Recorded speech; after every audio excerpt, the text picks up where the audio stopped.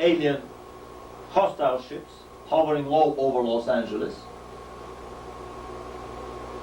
The alien threat, the new long-term replacement threat after the collapse of the Russian bear, the sister threat of the ecological threat, manufactured by the Illuminati for the continuation of their grip, of their stranglehold on society. The New World Order, with the upcoming concentration camps patterned on the concentration camps for the Japanese nationals during the Second World War, and some possible developments where everybody would have to have the ID number, the barcode number, laser imprinted on his forehead for continuous identification. The mark of the beast.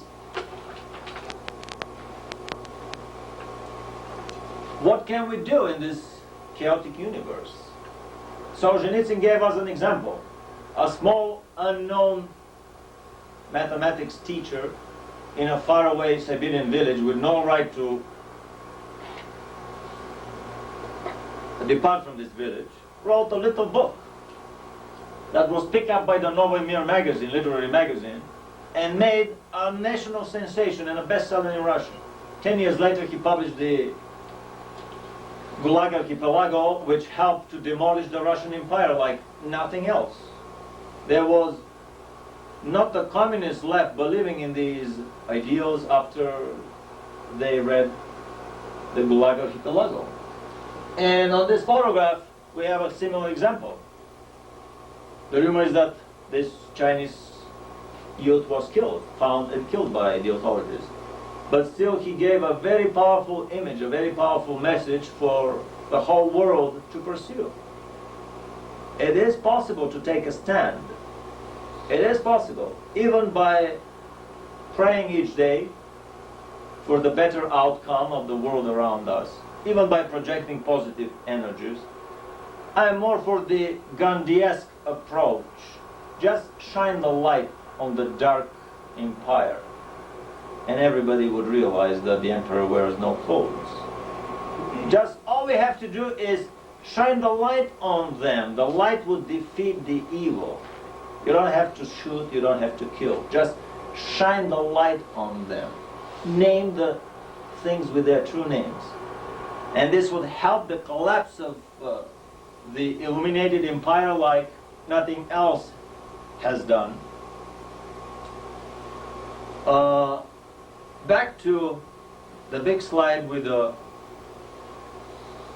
magnitude of the universe and the really small scale problems that we have on this planet. For these of us that believe that there's only life on this planet and nowhere else in the universe, obviously these are life and death struggles. Should we overcome? Should the New World Order overcome? And so on. But if we go to levels above that, and the higher we go, the more we realize the Buddhist principle that it's all an illusion, it's all a performance, a staged play for our, that is running, for our enjoyment, for our education, for our perfection. It's all a divine comedy, an universal comedy. And all of these problems that we depicted here are very tiny, infinitesimally small and unimportant problems. If one has made the choice inside himself and has found a pathway for his spiritual progression, has found the university where he's going to enroll his soul when he moves out of this present reality. If this is done, the rest is just a little divine comedy that unfolds around us for our amusement. Thank you very much for your attention.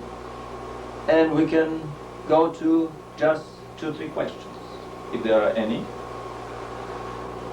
Well, first of all, how did Sunodze get this book published and win the Nobel Prize when the Illuminati has such a vast control over publishing and, in fact, over the Nobel Prize agency itself? Good question. Give me a call at home and I'll talk to you for an hour about that. It's a very good question, but they probably decided that they have to stop with the concentration camps because they went too far and it was counterproductive, even for them, even for them. And so they used Solzhenitsyn as a vehicle to launder this dirty linen to the public. Did they foresee the changes that it would bring in the Soviet Union when they did that? The Illuminati, Yes. they planned them Okay. 30 years earlier. I think it was not David Ben-Gurion, but another Israeli prime minister who did a speech in the 60s, in the 70s, that 20 years from now the East European Empire will be dismantled and Russia will be no more. He probably had some insight straight from the source. Okay, now the Pleiadian star system, is that one of the systems that joined in the Luciferic rebellion? I don't know that, but they seem to be a non-Trinitarian society if you compare their life with the way the Urantia, the Trinitarian structure manages their planets. I heard that the Pleiadians are one of the groups that contacted the Nazis and helped them give them some of that technology. Yeah, that's what we claim in this film on the occult national shamanism.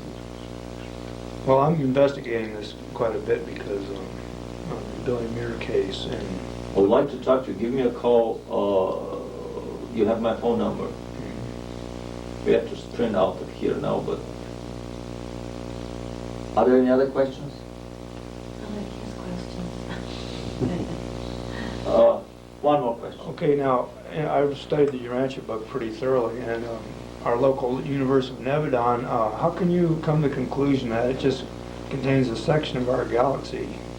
Very good question. I asked this question to a channeling session on their new epochal revelation inauguration session in Los Angeles, but through simple calculation, in one instance they mentioned that the Milky Way galaxy is a superuniverse. They equate the galaxy with a superuniverse. Otherwise they use the word nebula, and the nebula in the 30s was a fuzzy name which was used for a gaseous nebula, which is a small chunk of a galaxy or a big galaxy. But in one place they say that the Milky Way is a superuniverse. Then if you calculate the planets in a superuniverse, they have 1 trillion planets. So this is, and we know that there are 150 billion stars. By 10 planets each come to about 1.5 trillion. Maybe less than 10 planets per star if you have some stars without planets. So just about right. Probably the planets around one, all the planets in one galaxy come about the size of the planets in one superuniverse. Well, Christ is going to return. I think that there is no doubt about that. It's an extremely important, according to the Urantia book, the Earth is, how should I say? Christ did his PhD dissertation thesis on the planet. His incarnation here was, I'm using our language for that, his dissertation thesis, his graduation thesis. If the Lucifer rebellion succeeds here on the planet, it would be a big sign for the whole local universe of 10 million other inhabited planets that the boss of this local universe, because Christ after graduation here became the autonomous, independent boss of the local universe of 10 million planets. Before that, the paradise ambassadors were the universe rulers. So if you prove to the boss of a universe that the planet that is his graduation thesis is mismanaged and cannot be managed with his philosophy of love and love thy neighbor and thy brother, then you prove a point that he's not fit to manage the whole universe. If you cannot imagine a small, insignificant planet in that whole 10 million planet strong local universe, chunk of our Milky Way galaxy, how the hell can he manage the whole thing? And this is the pinnacle point of the Lucifer rebellion. That basically, according to the Urantia book, I have not been to these levels. I know nothing about them.